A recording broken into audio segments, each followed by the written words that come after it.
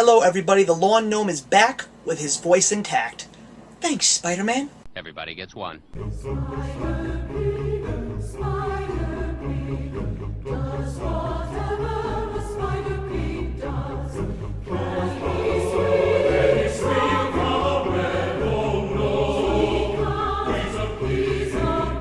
Look out! Big weekend of the movies. Everyone went to go see The Dark Knight Rises, so of course I played it safe and went to see Mark Webb's reimagining of the Amazing Spider-Man. And I was really skeptical, as I always am apparently if you take a look at any of my reviews over the past couple of months, just because of the fact that I was someone that went to see the original Spider-Man with Tobey Maguire and Kirsten Dunst directed by Sam Raimi, and that includes the two sequels that followed it, even though many of us want to hope that the third one never existed. So, based on the trailers, I was very interested in seeing it the more trailers I saw. And ironically, the reasons why I went to see the movie are the reasons why I ended up being able to tolerate it, because this movie was so-so at best. The actors. Great cast, well put together. Andrew Garfield, Emma Stone, Martin Sheen, Sally Field, Dennis Leary for crying out loud. He was probably one of my favorite characters in this movie.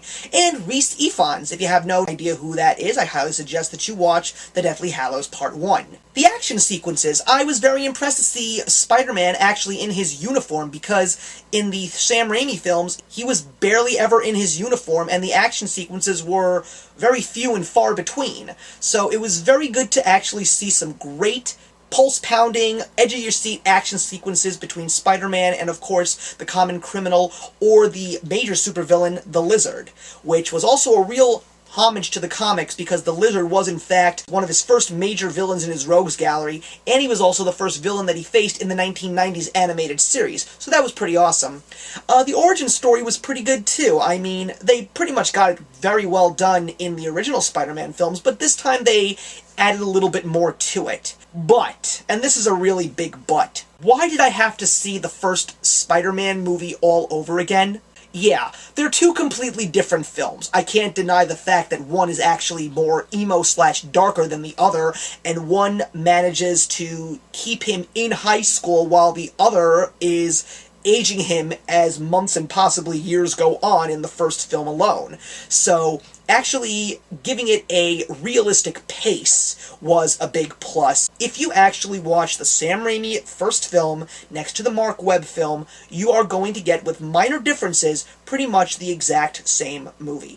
Even the people that they got to cast the characters were very much similar to the original cast in the Sam Raimi film. The other thing I really needed to understand, did you really need to stretch it as long as it went? Because that movie was definitely a little over 2 hours, and I don't really think that it needed to be. And the dialogue was really not great because it had a lot of ums and ers and stutters and mumbles. I'm like, did you guys even know how to put real sentences into your script?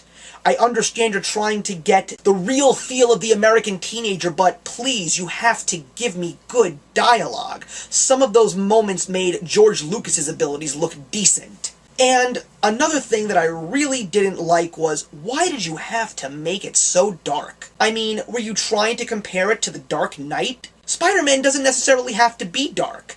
You gave him these great one-liners, these great campy one-liners, which is exactly what Spider-Man is all about. But Sam Raimi captured the campiness and the lightheartedness of Spider-Man so much more.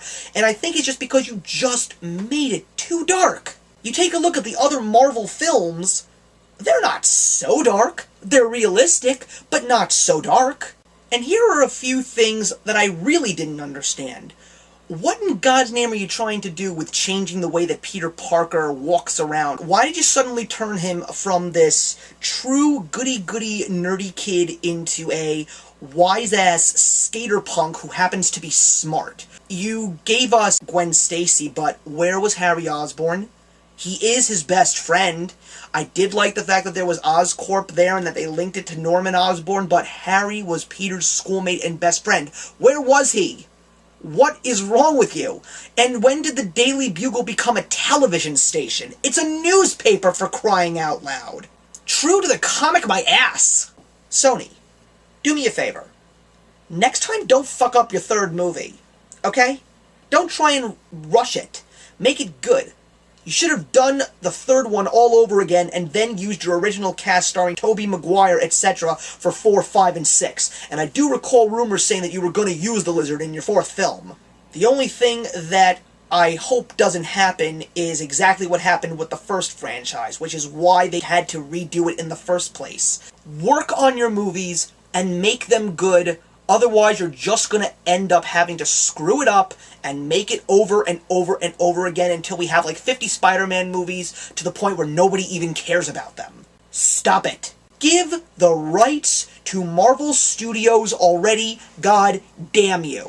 The Amazing Spider-Man was not so amazing, and I'm giving it 2.5 out of 4. Comment, like, and subscribe, guys, and the question that I want to leave for you, of course, is the Marvel Studios question.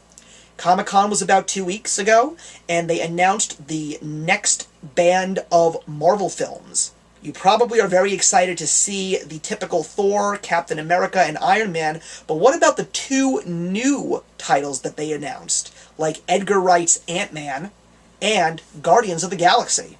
I am the Lawn Gnome, and remember that actions speak louder than words.